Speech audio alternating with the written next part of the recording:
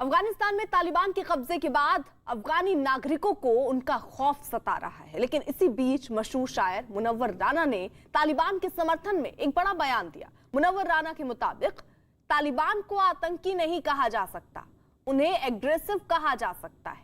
राना का कहना है कि अपनी जमीन कब्जा किसी भी तरह से किया जा सकता है और अगर तालिबान ने अपने मुल्क अफगानिस्तान को आजाद करा लिया तो उसमें क्या दिक्कत है।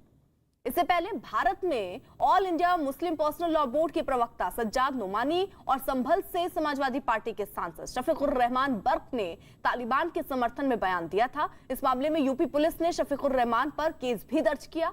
वैसे तालिबान के लिए मुनव्वर राना की ये जो हमदर्दी है, ये दर्द है, वो समझ से परे है। मशहूर शायर मुनव्वर राना जी मौजूद हैं, जिनसे हम बात करेंगे। सर, जिस तरह से तालिबान ने अफगानिस्तान में कब्जा किया है, आतंक फैलाया है, उसको आप किस तरह देखते हैं? देखिए, असल में अमेरिका ने अफगानिस्तान के साथ बेवफाई की है। उनको धोखे में छोड़कर भाग गए वो।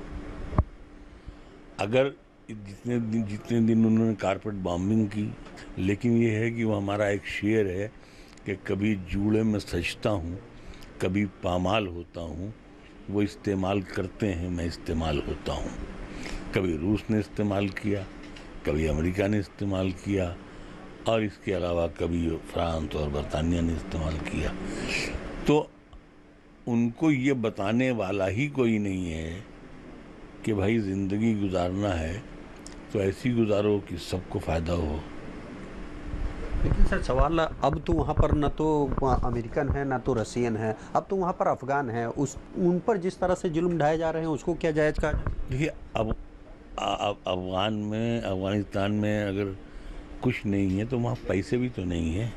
तो जब पैसे नहीं हैं तो अब पैसे किस तरह से हासिल किए जाएं, कैसे छीने जाएं, कैसे लूटे जाएं, कैसे अफीम बेची जाए, कैसे अफ्यून बेची जाए, कैसे ड्रग बेचा जाए, दौलत कैसे हासिल की जाए, कैसे असलाह बेचा जाए, कैसे सब। जब पैसा नहीं होता है तो आदमी हर अच्छा बुरा काम करने के लिए तैयार हो जाता है। तो अमेरिका आया, उसने जितना उसको इस्तेमाल कर सकता था और जो अपने बम, पटाखे, धमाके, ये वो, लड़ाकू जहाज़, बॉम्बिंग, सब उसने